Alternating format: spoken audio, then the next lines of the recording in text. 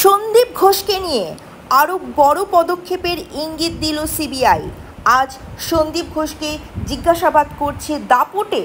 সমস্ত দাপটে সিবিআই অফিসাররা যারা সন্দীপ ঘোষকে ঘিরে রেখে দিয়েছে এবং তারা কিন্তু প্রত্যেকে এক একটা করে তীক্ষ্ণ প্রশ্নবাণ ছুটছে এই সন্দীপের দিকে।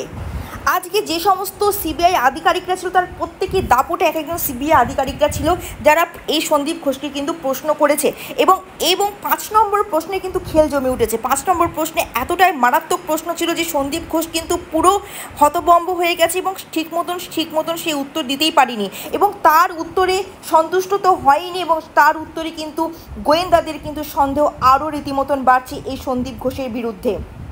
এবং সন্দীপ ঘোষ যে প্রশ্নের উত্তর দিচ্ছিল এবং তাতে কিন্তু এতদিন ধরে সিবিআই আধিকারিকদের কিন্তু একটা ধোঁয়াশা রাখার চেষ্টা করছিল, তাদের একটা মরীচিকার মধ্যে রাখার চেষ্টা করছিল, কিন্তু আজকে এই প্রশ্নের উত্তরে কিন্তু এই সন্দীপ ঘোষের কিন্তু মুখোশ খুলে গেছে সিবিআই আধিকারিকদের কাছে।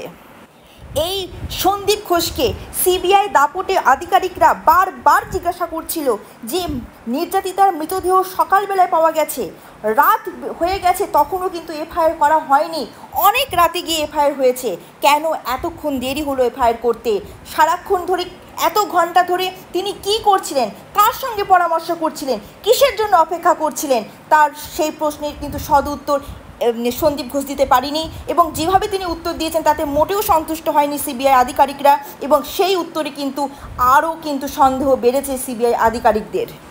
প্রত্যেকটা ব্রেকিং নিউজ পেতে অবশ্যই চ্যানেলটি সাবস্ক্রাইব করে রাখবেন, পাশে থাকা বেল নোটিফিকেশন অবশ্যই বাজিয়ে রাখবেন।